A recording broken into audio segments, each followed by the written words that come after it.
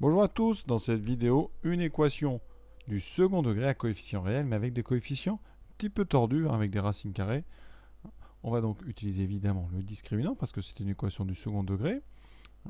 Donc le coefficient Z2 c'est A, on va faire 1, on va rédiger ça proprement. Donc B, moins 2 fois 1 plus racine de 2, et C, c'est 2 fois 2 plus racine de 2. Alors, donc je vous rappelle, delta c'est B carré moins 4AC, donc moins 2 fois 1 plus racine de 2 au carré. Il faut vraiment faire attention. Moi, je vous conseille de garder les parenthèses tout le temps avant de faire le moindre calcul. C'est-à-dire que vous écrivez tout une première fois. Comme ça, vous pouvez bien vérifier que vous n'avez oublié personne, ni le 4, ni le moins.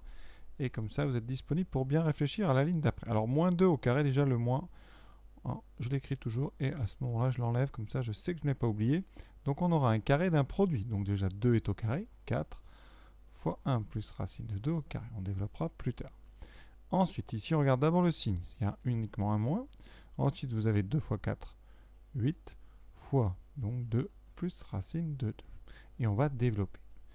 Alors ici, on aura 4 facteur de 1, donc 1 au carré, plus le double produit de racine de 2, plus racine de 2 au carré, 2, moins 2 fois 8, 16, moins 8, racine de 2. Ça donne 4 plus 8 racine de 2, plus 8, moins 16, moins 8 racine de 2. Et là, on a donc les racines de 2 qui s'annulent. Il nous reste donc 12 moins 16. Et ça donne moins 4. Donc, delta est strictement négatif. On va pouvoir utiliser la propriété que j'ai laissée en jaune ici. Quand delta est négatif, eh bien, on a deux solutions non réelles qui sont en plus conjuguées. Donc, c'est plus facile comme ça pour les trouver. Alors, on va faire un peu de place. Z1. On va vraiment appliquer les formules tranquillement. Moins B. Donc ça fera plus 2 fois 1 plus racine de 2. Moins racine, donc moins I racine de moins 4, ou valeur absolue de moins 4. Donc I racine de 4. Ça c'est tout simple, vous enlevez juste le moins. Divisé par 2A, donc divisé par 2. Racine de 4, ça fait 2. Donc on va tout simplifier par 2. Il va rester 1 plus racine de 2. Moins I pour Z2. 1 plus racine carrée de 2 plus i, puisque z2 c'est le conjugué de z1. Maintenant, les remarques qu'on peut faire.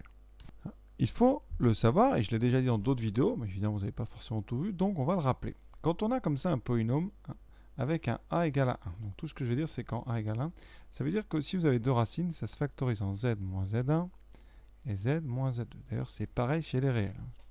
Si vous développez, vous aurez z2 moins z fois z1 plus z2 plus z1 fois z2. Si vous comparez avec notre polynôme d'en haut, eh bien vous avez z2, et vous avez déjà ce produit z1, z2, ça veut dire que le nombre que vous avez ici, c'est-à-dire c, ici, ça va être le produit de z1 par z2. Donc ici, le produit des deux racines, 1 plus racine de 2 moins i, fois 1 plus racine de 2 plus i, c'est le produit d'un nombre par son conjugué. Si vous avez un petit peu appris votre cours, je vous rappelle que z fois z bar, c'est module de z au carré. Donc ici, on va retrouver le module de z, c'est-à-dire avec le module, donc 1 plus racine de 2 au carré, plus 1 au carré. Et si on développe, on doit retrouver 2 fois 2 plus racine de 2. Donc on vérifie. 1 plus ce double produit, plus racine de 2 au carré, plus 1. Ça donne donc 4 plus 2 racine de 2. Et si je factorise par 2, je trouve 2 plus racine de 2. Voilà, donc ici, ça veut dire que le terme ici que j'ai entouré, c'est tout simplement le produit des deux racines. C'est donc Z1 fois Z2. Le terme que vous avez ici devant Z, c'est l'opposé de la somme. Je m'explique, si je fais Z1 plus Z2, je vais faire ça ici, qu'est-ce qui se passe? Les parties imaginaires s'annulent entre elles, donc moins I. Alors la partie ici, moins I, s'annule avec la partie I, attention, la partie imaginaire, elle ne comprend pas la lettre I. Donc ce n'est pas vraiment les parties imaginaires qui s'annulent, c'est la partie I fois 1 qui s'annule avec celle qui a moins I.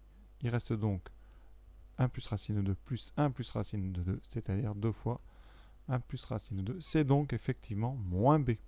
Quand vous tentez au produit, c'est effectivement A avec ABC que j'ai fixé au début. Donc ça peut être utile ici, ça ne l'est pas parce que ce n'est pas possible d'anticiper.